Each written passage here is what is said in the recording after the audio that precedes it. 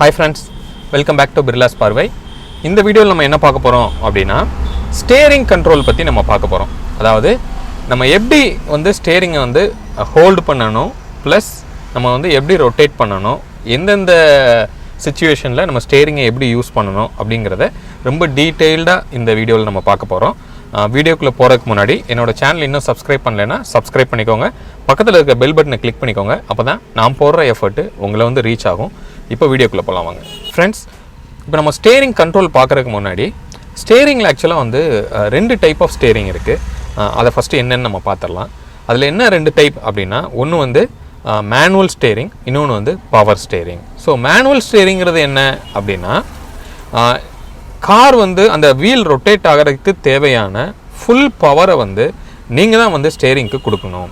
இப்போ உதாரணத்துக்கு நான் சொல்லணுன்னா, நீங்கள் பழைய டைப் ஆஃப் கார்ஸ்லாம் நீங்கள் எடுத்து பார்த்தீங்க அப்படின்னா full and full manual steering தான். அப்போது இதை ரொட்டேட் பண்ணுறதுக்கு என்ன பண்ணுவாங்க அப்படின்னா, ரொம்ப வந்து ஸ்ட்ரகிள் பண்ணுவாங்க. ரொம்ப ஹார்டாக இருக்கும் வெஹிக்கிள். அதுவும் முக்கியமாக கார் நின்றுட்டு இருக்கும்போது நீங்கள் வீலை ரொட்டேட் பண்ணீங்க அப்படின்னா உங்களால் ரொட்டேட் பண்ணுறது ரொம்ப கஷ்டமாக இருக்கும். ஏன் அப்படின்னா, கம்ப்ளீட்டாக காரோட லோடு வந்து அந்த டயரில் போய் தான் வந்து உட்காந்துருக்கு. ப்ளஸ் அந்த ரோடுக்கும் டயருக்கும் நடுவில் இருக்கிற ஃப்ரிக்ஷன், இதனால நீங்கள் ரொட்டேட் பண்ணுறது ரொம்ப கஷ்டமாக இருக்கும்.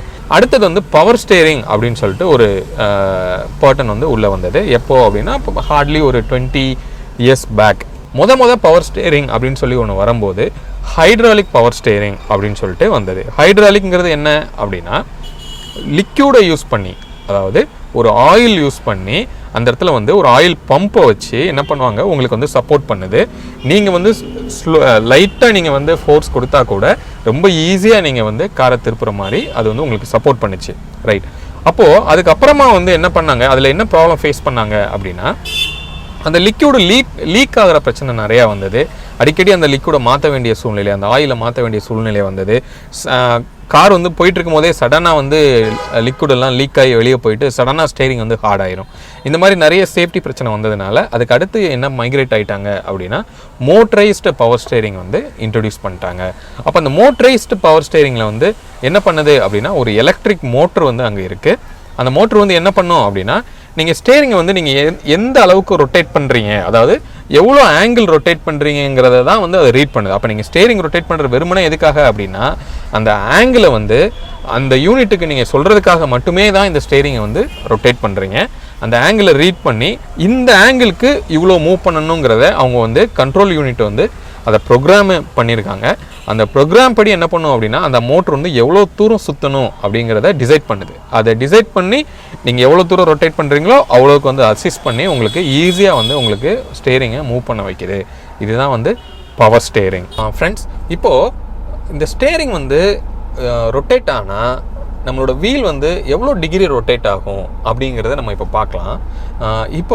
இப்போ வர்ற கார்ஸ் எல்லாத்துலேயும் மேக்ஸிமம் வந்து இந்த டேர்னிங் வந்து எவ்வளோ வரைக்கும் போகும் அப்படின்னா 25 to 30 டிகிரி வரைக்கும் போகும். அதாவது இப்போ நான் என்ன பண்ணுறேன்னா, லெஃப்ட் சைடு ரோல் பண்ணுறேன், லாஸ்ட்டில் போய் முட்டி நின்றுச்சு. இப்போ என்ன மீனிங் அப்படின்னா, இப்போ நான் லெஃப்ட்டில் வந்து எக்ஸ்ட்ரீமாக நான் வந்து திருப்பியிருக்கேன். அப்படி திருப்பும்போது 90 டிகிரியிலேருந்து, அதாவது வேர்ட்டிக்கலில் இருந்து அது எவ்வளோ தூரம் திரும்பியிருக்கும் அப்படின்னா, ஒரு மேக்ஸிமம் 30 டிகிரி தான் வந்து திரும்பியிருக்கும். அப்போது மேக்ஸிமம் லெஃப்ட் சைடில் 30 டிகிரி தான். அதே மாதிரியே ரைட் சைடில் மேக்ஸிமம் வந்து அந்த 30 டிகிரி தான் வந்து, இப்போது மேக்ஸிமம் ரொட்டேட் பண்ணியாச்சு, அந்த 30 டிகிரி தான் வந்து அங்கே இருக்கும், ரைட்? அப்போது நீங்கள் நினைக்கிற மாதிரி ஒரு 45 டிகிரியோ இல்லை 90 டிகிரியோ அதெல்லாம் வந்து ரொட்டேட் ஆகாது. ஏன் ரொட்டேட் ஆகாது அப்படின்னா, இப்போ உங்களுக்கு ஈஸியாக அதை புரிய வைக்கணும் அப்படின்னா, ஓகே, என்கிட்ட வந்து இங்கே ஒரு வாட்டர் பாட்டில் இருக்குது. ஸோ அதோட கேப்பை வந்து நான் இப்போது வச்சு நான் உங்களுக்கு அதை பண்ணி காமிக்கிறேன். ஓகே, ஸோ இதுதான் வந்து நம்ம டயர்னு சொல்லி அஸ்யூம் பண்ணிக்கிறோம், ரைட்? இப்போது இதோட ரோலிங் எஃபெக்ட் வந்து எப்போ கிடைக்கும், இது ஸ்ட்ரெயிட்டாக இருந்தது அப்படின்னா இந்த ரோலிங் எஃபெக்ட் வந்து நமக்கு நல்லா கிடைக்கும். ஓகே, இப்போ நான் அந்த வீலை வந்து இப்படி டேர்ன் பண்ணி ரோல் பண்ணால் என்ன ஆகும், வீல் வந்து இந்த டைரெக்ஷனில் இப்படி மூவ் ஆகும். இதை அஸ்யூம் பண்ணுங்கள், என்னோடய காரை வந்து வீலு 90 டிகிரி திரும்பும் அப்படின்னு நீங்கள் வச்சுக்கோங்க. அப்போ என்ன ஆகும், டயர் வந்து இப்படி திரும்பும். ஆனால் ஃபோர்ஸ் வந்து உங்களுக்கு இந்த டைரெக்ஷனில் ஆகிட்டு இருக்கு. இப்போ இப்படி தள்ளும்போது இது எப்படி இப்படி ரோல் ஆகிறதுக்கு வாய்ப்பே இல்லை. இந்த டைரெக்ஷனில் ஃபோர்ஸ் கொடுத்தா தான் இது இப்படி ரொட்டேட் ஆகும். ஆனால் ஃபோர்ஸ் வந்து நம்ம இந்த டைரெக்ஷனில் கொடுத்துட்ருக்கோம் கார் மூவ் ஆகிறதுக்கு. ஆனால் டயர் வந்து இந்த டைரெக்ஷனில் திரும்பி இருக்குது. அப்போ என்ன ஆகும், இப்படி இழுத்துக்கிட்டு தான் போகுமே தவிர கார் வந்து இப்படி 90 டிகிரிக்கெலாம் வந்து திரும்பாது. அப்போ அது மேக்ஸிமம் எவ்வளோ டிகிரிக்கு திரும்புறதுக்கு வாய்ப்பு இருக்குது அப்படின்னா, இது இப்படி 30 டிகிரிக்கு திரும்பினா ஈஸியாக அப்படி போய் ரொட்டேட் ஆகி இப்படி, அதாவது இந்த டைரெக்ஷனில் இப்படியே ரோல் ஆகி இப்படி போகும். அப்போது இதுதான் வந்து ரீசன் வந்து என்ன அப்படின்னா, மேக்ஸிமம் 30 டிகிரி வரைக்கும் தான் அந்த ஸ்லிப்பேஜ் இல்லாமல் உங்களால் கார் வந்து டேர்ன் பண்ண முடியும். அதனால தான் அந்த லிமிட்டு தான் அவங்க வந்து ஆக்சுவலாக டிசைன் பண்ணியிருக்காங்க. ஃப்ரெண்ட்ஸ், ஃபஸ்ட்டு வந்து நம்ம என்ன பார்க்கலாம் அப்படின்னா, இந்த ஸ்டேரிங்கை வந்து எப்படி நம்ம ஹோல்டு பண்ணணும் அப்படிங்கிறத ஃபஸ்ட்டு நம்ம பார்த்துடலாம். நான் ஏற்கனவே வெரி ஃபஸ்ட்டு என்னோடய வீடியோவில் வந்து நான் ஆக்சுவலாக அதை பற்றி சொல்லியிருந்தேன். பட் இருந்தாலும் இப்போ திருப்பி நம்ம பார்க்குறோம். என்ன அப்படின்னா, உங்களோட லெஃப்ட் ஹேண்ட், அதாவது இடது கை வந்து எப்படி இருக்கணும் அப்படின்னா, 9th பொசிஷன், அதாவது ஒரு கிளாக் எடுத்துட்டிங்க அப்படின்னா அந்த கிளாக்கில் வந்து ஹரிசாண்டல் பொசிஷன் என்ன இருக்கும், இந்த இடத்துல வந்து 9 இருக்கும், இந்த இடத்துல வந்து 3 இருக்கும்.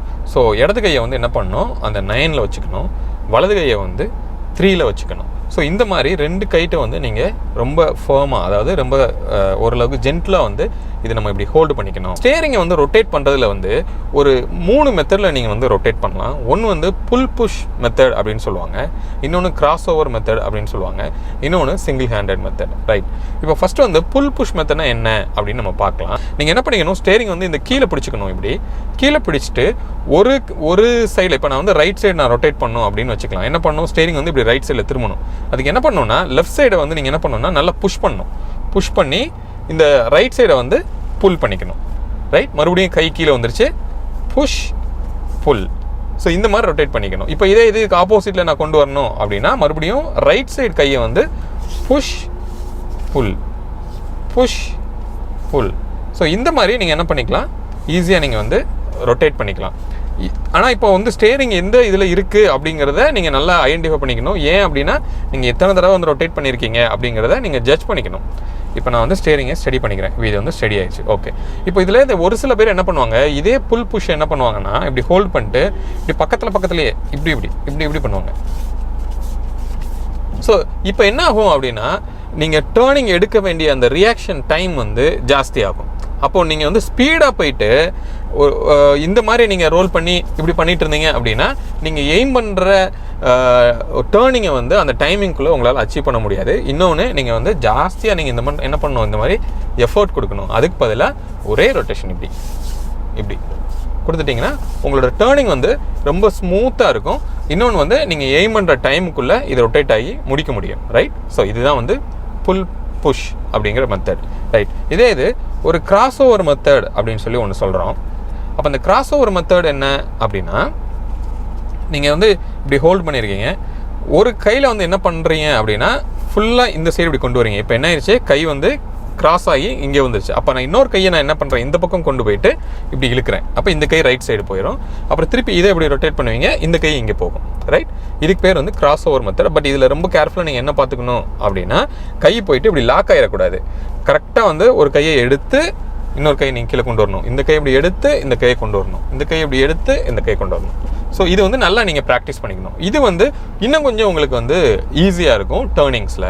Right, okay. அடுத்தது வந்து 3வது மெத்தட் என்ன அப்படின்னா, சிங்கிள் ஹேண்டட் மெத்தடு. நீங்கள் என்னோடய டிரைவிங் நிறையா நீங்கள் வீடியோஸ் பார்த்துருக்கலாம். நான் மோஸ்ட்லி வந்து சிங்கிள் ஹேண்டடில் ட்ரைவ் பண்ணுவேன். ஏன்னா எனக்கு வந்து அப்படியே பழக்கமாயிருச்சு. நான் வந்து ரொம்ப கம்ஃபர்டபுளாக அதை ஃபீல் பண்ணுறேன். அப்போ என்ன பண்ணிக்கணும்னா, ஸ்டேரிங் அந்த டாப்பில் வந்து நல்லா அப்படி ஹோல்டு பண்ணிக்கணும். ரைட், ஹோல்டு பண்ணிவிட்டு நீங்கள் இந்த கையை இங்கே வச்சுக்குவீங்களோ எப்படி வேணாலும் ஓகே. ஸோ நீங்கள் ஈஸியாக வந்து இந்த மாதிரி இப்படி ரோல் பண்ணலாம். இதை நான் ஆனால் இந்த சைடு வந்து நல்லா இப்படி நான் ஹோல்ட் பண்ணுறதை விடக்கூடாது. ஒரு சில பேர் என்ன பண்ணுவாங்கன்னா, இப்படி சும்மா கையை வந்து இப்படி வச்சுட்டு இப்படி ரொட்டேட் பண்ணுவாங்க. இது வந்து என்ன ஆகும் அப்படின்னா, உங்களுக்கு ஸ்லிப் ஆகிறதுக்கு அதிகமான வாய்ப்பு இருக்குது. அப்போ என்ன ஆகும், நீங்கள் இப்படி டேர்ன் பண்ணிகிட்டே இருக்கீங்க, நீங்கள் ஒரு குறிப்பிட்ட ஸ்பீடில் வந்து அந்த டேர்னிங் எடுக்கிறதுக்காக என்ன பண்ணுறீங்க, இப்படி ரொட்டேட் பண்ணுறீங்க. பண்ணும்போது இப்படி ஸ்லிப் ஆயிடுச்சுன்னு வச்சுக்கோங்களேன், நீங்கள் எய்ம் பண்ணுற நீங்கள் போகிற ஸ்பீடும் அந்த டேர்னிங்கும் மேட்ச் ஆகாது. அப்போ என்ன ஆகும், டக்குன்னு வேற ஒரு டைரக்ஷனில் போயிட்டு நீங்கள் இடிக்கிறதுக்கு வாய்ப்பு அதிகமாக இருக்கும். அப்போது நீங்கள் சிங்கிள் ஹேண்டட் யூஸ் பண்ணும்போது நல்லா ரொம்ப கேர்ஃபுல்லாக பண்ணணும். ஒரு சில மெத்தட் எல்லாரும் என்ன பண்ணுறாங்கன்னா, இந்த இடத்துல வந்து ஒரு ஹோல்டர் மாதிரி வச்சுக்கிறாங்க, வச்சுட்டு இப்படி ரொட்டேட் பண்ணுறாங்க. பட் அது எனக்கு தெரிஞ்சு அது எந்த அளவுக்கு வந்து சேஃப்டியாக இருக்கும் அப்படிங்கிறது தெரில. பட் அதுவே ப்ராக்டிஸ் ஆயிடுச்சு அப்படின்னா ஓகே. பட் நான் வந்து ட்ரை பண்ணி பார்த்தேன், எனக்கு வந்து அது கம்ஃபர்டபுளாக இல்லை. ஸோ இதில் எந்த மெத்தட் வந்து உங்களுக்கு கம்ஃபர்டபுளாக இருக்கோ அந்த மெத்தடில் வந்து நீங்கள் ஸ்டேரிங்கை ஹோல்ட் பண்ணி ரொட்டேட் பண்ணிக்கலாம். ரைட்.